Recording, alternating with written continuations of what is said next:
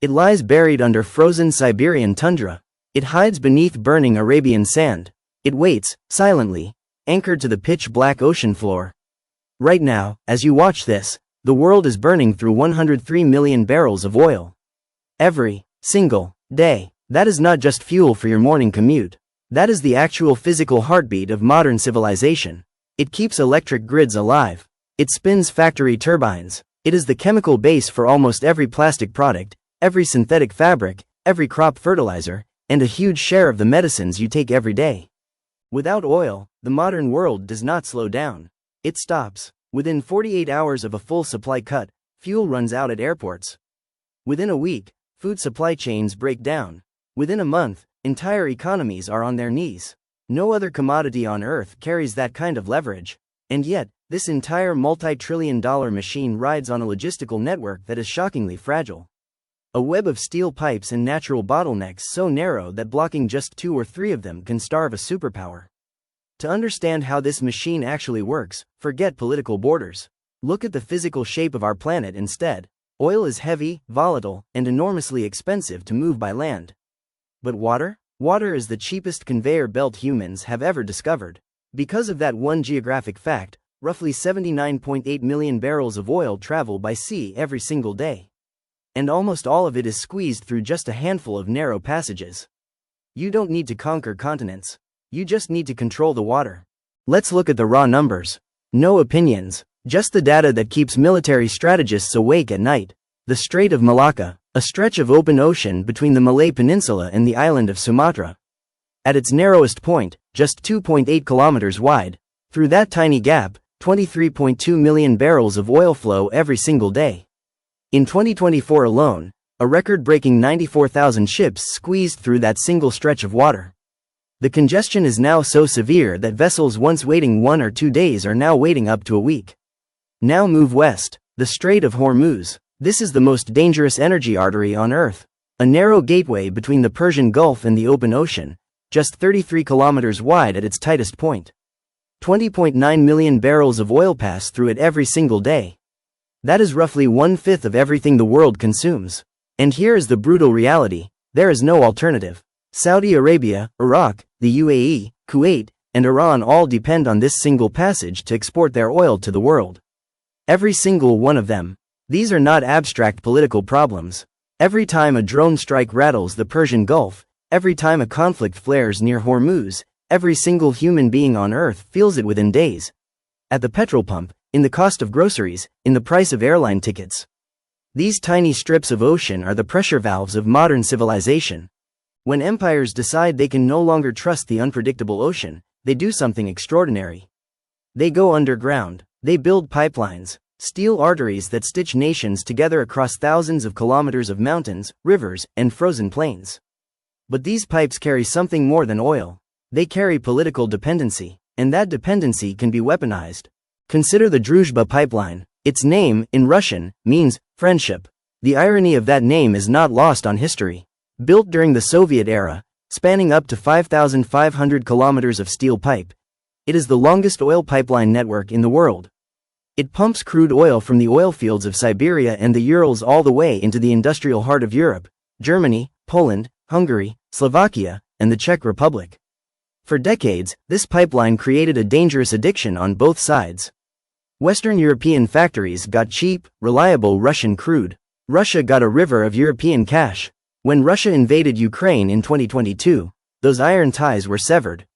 Violently, painfully, expensively, refineries built specifically to process Russian crude had to scramble, almost overnight, for alternative suppliers from Africa, the Middle East, and the Americas. The lesson is brutal and simple.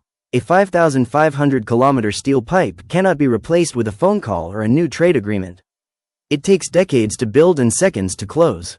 To truly understand why this system is so powerful and so dangerous, you have to look past governments and stare directly at the corporations that actually own the pipes, the ships, and the refineries. A company like ExxonMobil, Chevron, BP, Total Energies, or Saudi Aramco. They don't simply drill a hole and sell what comes out. They own and control the entire journey. From the moment oil is a chemical possibility underground to the moment you pump it into your car. Stage 1, upstream, finding the oil. pulling it out of the ground.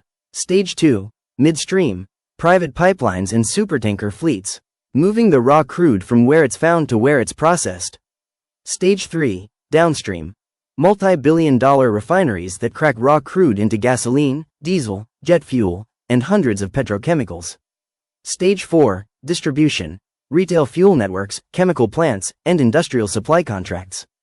The final delivery to businesses, airlines, farmers, and everyday consumers. By owning all 4 stages, these corporations can absorb massive shocks at one end of their chain without collapsing the other. When oil prices crash, they lose upstream profits but gain on refining margins. When prices spike, the reverse happens. They are, structurally, almost impossible to bankrupt. And here is why that matters. In 2019, drone strikes on Saudi Aramco's Abqaiq facility knocked out 5% of the world's entire daily oil supply in a single morning. Global oil prices jumped 15% before markets even opened in New York. Replacing the damaged components took months. That is the physics of a concentrated supply chain. Enormous efficiency in normal times. Catastrophic fragility when a single node is hit. Right now, the world is in the middle of a historic rerouting. The old trade maps, built after World War II and largely unchanged for 70 years, are being torn up and redrawn. First, the Middle Corridor, a land and sea pathway running from China through Kazakhstan, across the Caspian Sea, through Azerbaijan and Georgia, into Turkey and Europe. Bypassing Russia entirely. 3 years ago, this route was barely operational. Today, cargo volumes have surged 62% in a single year. Transit time from China to Europe has been cut from 53 days down to just 18. The reason this corridor exploded? Simple. Russia's invasion of Ukraine made the old northern route toxic. Western sanctions closed that door. The Middle Corridor walked right through it. But if the Middle Corridor is a surprise, the second new route is something straight out of a science fiction film. Look all the way to the top of the globe. The Northern Sea Route, a 5,600-kilometer shipping highway along the Russian Arctic coast. Made possible by melting polar ice. 2 decades ago, this route was navigable for only a few months a year for only the most specialized vessels. Today, it is becoming a year-round industrial corridor. In 2024 alone, 37.9 million tons of cargo moved through it. A new all-time record. The strategic logic is devastating in its simplicity. The Northern Sea Route connects Siberian oil fields directly to East Asian markets, bypassing the Suez Canal, the Red Sea, the Indian Ocean, and the Strait of Malacca entirely. Every single choke point that the West monitors, and when necessary, can threaten, is gone. A completely new energy highway running through waters so remote and so ice-choked that no Western Navy has ever meaningfully operated there. Controlled jointly by Russia and China. The old map is dying. A new one is being drawn in ice and steel, and most of the world has barely noticed. Here is the deepest truth that the logistics of big oil reveals about our modern world. We brag about living in the digital age. Wireless everything, cloud computing, artificial intelligence. We like to believe our civilization has become weightless, virtual, and instant. But underneath all of that code and connectivity, our physical world runs on something ancient, heavy, and stubbornly real. It runs on a molecule pulled from rock formations that formed 300 million years ago. It runs on steel pipes laid by workers in frozen deserts. It runs on ships the size of skyscrapers crossing dark oceans in the middle of the night. As long as our global economy needs fossil fuels to generate power, build infrastructure, and move food, true geopolitical dominance will never belong to whoever has the best algorithm. It belongs to whoever controls the physical flow. The nation that guards the narrow strait. The corporation that owns the refinery. The government whose finger rests on the valve. Because in a world that cannot survive without energy, if you control the logistics of the flow, you control the world itself.